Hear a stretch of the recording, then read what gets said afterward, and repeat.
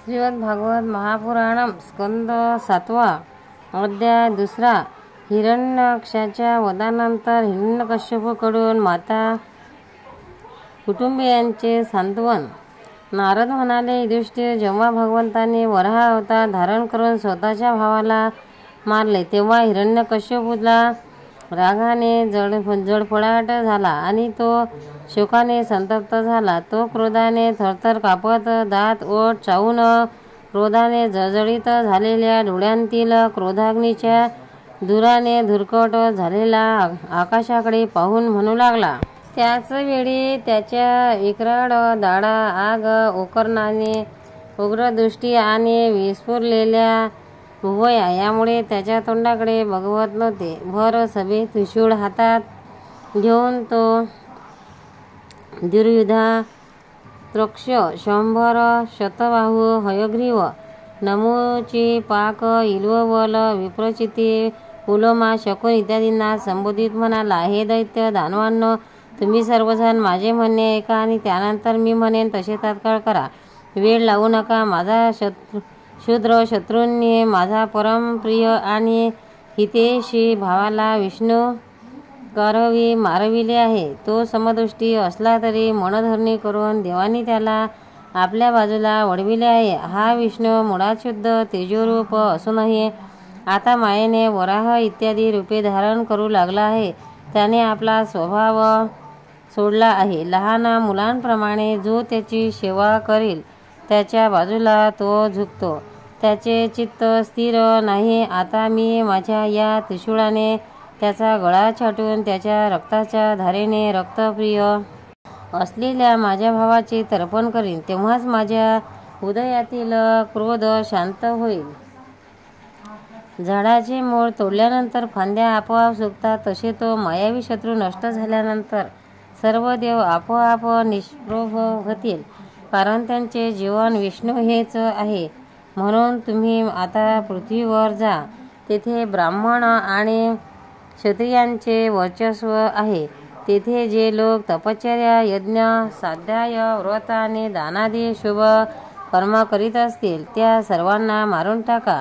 द्विजांची धर्म कर्म हाच विष्णूचा आधार आहे, कारण यज्ञ आणि धर्मच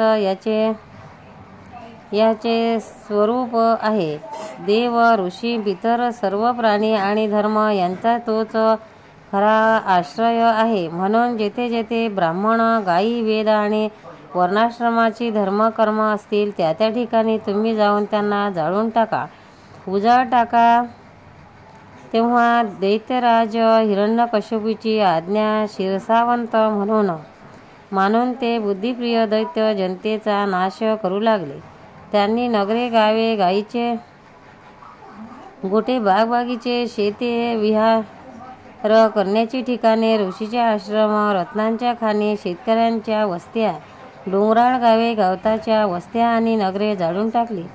काहींनी खोदण्याच्या साहित्याने मोठमोठे पूल केले आणि नगराचे दरवाजे तोडून टाकले, तर दुसऱ्यांनी कुऱ्हाडीने फळं फुले आलेली वृक्ष तोडून टाकले. काही दैत्यांनी जळत्या कोलितांनी लोकांचे घरे जाळली. अशा प्रकारे दैत्यराजाच्या सेवकांनी निरागस प्रजेला छळण्यास सुरुवात केली. त्यामुळे देव स्वर्ग सोडून लपून छपून पृथ्वीवर राहू लागले. युधिष्ठिरा, दुःखी हिरण्यकश्यपूचे मृत भावाची अंत्येष्टी केल्यावर आपले पुतणे शकुनी शबर दृष्ट वृत संतापन रुक कालनाभ महानाभ हिरण्यकश्यपू आणि उत्कर्ष याचे सांत्वन केले. हे राजा, त्याची आई ऋषाभानू आणि आपली माता दिती यांना मथुर वाणीने देशकालानुरूप समजावीत त्याने म्हटले. हिरण्यकश्यपू म्हणाला, हे माते, वहिनी आणि पुत्रांनो, वीर हिरण्याक्षासाठी तुम्ही शोक करू नका. शत्रूच्या समोर पराक्रम गाजवताना मृत्यू येणे हेच वीरांना गैरवादास्पद वाटते. हे देवी, पाणपोईवर जमलेल्या लोकांप्रमाणे या जगातील प्राण्यांचे एकमेकांना भेटणे असते. आपल्या कर्मानुसार जीव काही काळ एकमेकांना भेटतात आणि दूर जातात, खरे पाहू जातात. आत्मा नित्य, अविनाशी, शुद्ध, सर्वव्यापी, सर्वज्ञ आणि देहापासून वेगळा आहे. तो आपल्या अविद्येनेच देह इत्यादी निर्माण करून सूक्ष्म शरीराचा स्वीकार करतो. जसे हलणाऱ्या पाण्याबरोबर त्यात प्रतिबिंबात झालेली झाडे सुद्धा हलतात असे वाटते आणि डोळे फिरू लागले की सगळी पृथ्वी फिरत आहे असे वाटते. त्याचप्रमाणे हे कल्याणी विषयामुळे मन भटकू लागले की निर्विकार आत्मा भटकतो असे वाटते. शरीराशी त्याचा संबंध नसला तरी सुद्धा संबंध असल्यासारखा वाटतो. सर्व प्रकारचे शरीराविरहित असणाऱ्या आत्म्याला शरीर समजणे हेच हे अज्ञान होय. यामुळे प्रिय किंवा अप्रिय वस्तूची भेट किंवा योग होतो. हे सारे कर्माची बंधन असल्यामुळे घडते. जन्म मृत्यू, अनेक प्रकारचा शोक, विवेक, चिंता आणि विवेकाची स्मृती होणे या सर्वांचे कारण अज्ञान हेच आहे. याविषयी एक प्राचीन इतिहास सांगतो. तो इतिहास म्हणजे मेलेल्या मनुष्याच्या संबंधिताशी यमराजाने केलेला संवाद होय. तुम्ही तो आता एकाग्र चित्ताने ऐका. उशीनर देशामध्ये सुयज्ञ नावाचा एक प्रसिद्ध राजा होऊन गेला. लढाईत शत्रूंनी त्याला मारले. त्याच वेळी त्याचे भाऊ बंद त्याच्या भोवताली बसले. त्याचे रत्नखचित कवच छिन्नभिन्न झाले होते. अंगावरील अलंकार आणि माळा इस्तत विखुरलेल्या गेल्या होत्या. बाणांच्या मारांनी छाती फाडून गेली होती. तो मेला होता. त्याचे शरीर रक्ताने लाल लडबडले होते. केस विस्कळीत झाले होते. डोळे बाहेर आले होते आणि क्रोधामुळे दातांनी ओठ दाबले गेले होते. कमळासारखे त्याचे मुख धुळीने माखले गेले. युद्धामध्ये त्याचे शस्त्र आणि हात तुटले गेले. आपले पती उशीनर नरेशाची दैववशात झालेली ही दशा पाहून राण्यांना अतिशय दुःख झाले. हे नाथ, आमचा घात झाला असे म्हणत त्या जोजोराने छाती पिटून घेत आपल्या स्वामीच्या चरणावर पडल्या. त्या जोजोराने इतक्या रडू लागल्या की डोळ्यातून अश्रू कुंकुम मंडित करून त्या लाल लाल रंगाच्या धारांनी त्यांच्या प्रियतमाचे पाय धुतल्या गेले. त्यांचे केस आणि अलंकार अस्तव्यस्त विखुरल्या गेले. करुण स्वरात त्या विलाप करीत होत्या आणि ते ऐकून पाहणाऱ्या माणसाच्या मनात कालव होत होती. हाय हाय विधाता, किती क्रूर आहे स्वामी, त्यांनीच आज आपल्याला आपल्या डोळ्याआड केले. यापूर्वी आपण उशीनंतर देशातील प्रजेचे अन्नदाते होता, त्याच आपल्याला आज त्याने प्रजेला शोक देणारे केले. अहो महाराज, आपण त्याच्यावर अतिशय प्रेम करून आम्ही केलेल्या लहानशा सेवेचे उपकार मानित होता. अरे रे, आता आम्ही आपल्याशिवाय कसा राहू? आम्ही आपल्या चरणाच्या दासी आहोत. वीर वर, आपण जेथे चालला आहात तेथेच जाण्याची आम्हाला आज्ञा करा. आपल्या पतीच्या प्रेताला धरून त्या अशा प्रकारे विलाप करीत होत्या. ते प्रेत अग्निसंस्कारासाठी नेऊ देण्याची त्यांची इच्छा नव्हती. इतक्यात सूर्यास्त झाला. उशीनर राजाच्या सगळ्या सोयऱ्यांनी त्याच वेळी तो विलाप केला. ते ऐकून स्वतः यमराज तेथे बालकाच्या वेशात आले आणि त्यांना म्हणाले. यमराज म्हणाले, अहो, हे लोक माझ्यापेक्षा वडील असून आपल्या बरोबरीच्या लोकांचे मरण पाहतात, तरीसुद्धा हे असे मूर्ख कसे? अरे, हा मनुष्य जेथून आला तेथून निघून गेला. या लोकांनाही एक दिवस तिथे जावायचेच आहे. असे असता हे लोक विनाकारण इतका शोक का बरे करीत आहेत? आम्ही तर तुमच्यापेक्षा लाखपट चांगले कारण आमचे आई वडील आम्हाला सोडून गेले. आमच्या शरीरात पुरेसे बळही नाही. लांडगे वगैरे हिंस्र पशु आम्हाला खातील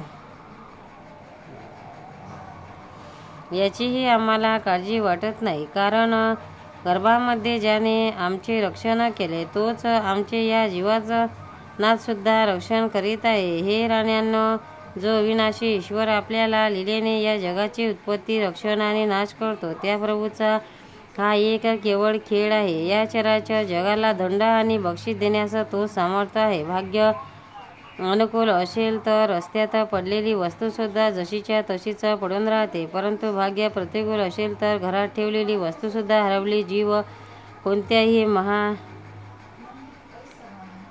शिवाय देवाच्या दयादृष्टीने जगात सुद्धा पुष्कळ दिवस जिवंत राहतो, परंतु दैव विपरीत झाल्यावर घरात सुरक्षित असूनही तो मरतो. सर्व प्राण्यांचा मृत्यू पूर्वजन्मातील कर्मानुसार त्या त्या वेळेस होतो आणि जन्मसुद्धा तसाच होतो, परंतु आत्मा त्याची धर्माशी स्पर्श करीत नाही. असे मनुष्य आपले मातीचे घर आपल्याहून वेगळे समजतो. त्याचप्रमाणे पंचमहाभूताचे शरीरसुद्धा आपल्याहून वेगळे असून पोहाने त्याला आपले समजते. जसे बुडबुडे इत्यादी पाण्याचे विकार, घडा इत्यादी मातीचे विकार आणि अलंकार इत्यादी सोन्याचे विकार परमाणूपासून तयार होतात, रूपांतरित होतात आणि नष्ट होऊन जातात, त्याचप्रमाणे हा तिन्ही प्रकारचा परमाणूपासून बनलेला शरीरसुद्धा काळानुसार उत्पन्न होतो, त्यात बदल होतो आणि ते नष्ट होते. जसे लाकडात व्यापून असलेला अग्नी त्यापेक्षा वेगळा असतो, जसे देहात राहूनही वायूचा त्याच्याशी काही संबंध नसतो, जसे आकाश सगळीकडे व्याप्त असून कोणाच्या गुणदोषाने लिप्त होत नाही, तसेच सर्व देहांद्रियात राहणारा आणि त्याचा आश्रय असलेला आत्मासुद्धा त्याहून वेगळा आणि आहे. मूर्खांनो, ज्याच्यापासून तुम्ही शोक करीत आहात तो हा सुयज्ञ तर तुमच्या समोर पडला आहे, पण यामध्ये जो ऐकणारा आणि बोलणारा होता तो मात्र कधी कोणाला दिसत नव्हता आणि आजही दिसत नाही. तर शोक कुणासाठी?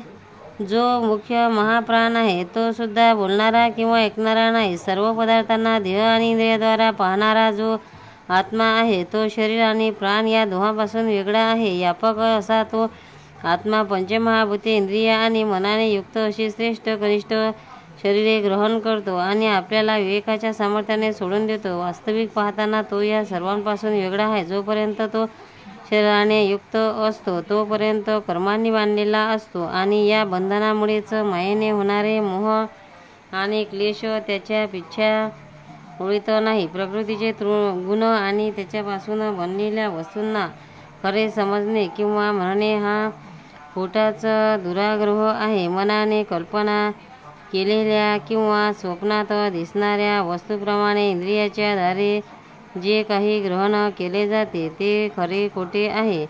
म्हणून शरीर आणि आत्म्याचे तत्व जाणणारे पुरुष अनित्य शरीरावर शोक करीत नाहीत. ते नित्य आत्म्यासाठी परंतु ज्ञान नसल्याकारणाने हे लोक शोक करतात. याचा स्वभाव बदलणे कठीण आहे. एका जंगलात एक पारधी राहत होता. तो पक्ष्यांना काळ म्हणून जन्माला आला होता. तो ठिकठिकाणी जाळे लावून पक्ष्यांना पकडत असे. तिथे त्याने चिमण्यांचे एक जोडपे फिरताना पाहिले. त्या पारध्याने त्यापैकी मादीला अचानक बोलावले. ती दैवावशात त्या जाळ्यात अडकली. मादीची अवस्था पाहून नराला अत्यंत दुःख झाले. तो बिचारा तिला सोडून शकत नव्हता. तरी पण प्रेमामुळे तो त्या बिचारीसाठी विलाप करू लागला. तो म्हणाला, खरे तर विधाता सर्व काही करू शकतो, परंतु तो अतिशय निर्दय आहे. ही अभागी आशा माझ्यासाठी शोक करीत दीन होऊन तडफडत आहे. हिला नेऊन तो काय करणार? देवाने मला कुशाल न्यावे. हिच्याखेरीज मी माझे अपूर्व दीनवाणे आणि दुःखाने भरलेले विदुराचे जीवन घेऊन काय करू? माझ्या अभागी पिल्लांना अजून पंखही फुटलेले नाही. त्या मातृहीन पक्ष्यांचे पालन मी कसे करणार? अरे रे, घरट्यात ती आपल्याला आईची वाट पाहत असतील. अशा तऱ्हेने तो पक्षी अत्यंत विलाप करू लागला. आपल्या सहचारिणीच्या वियोगाने तो अत्यंत व्याकुळ झाला होता.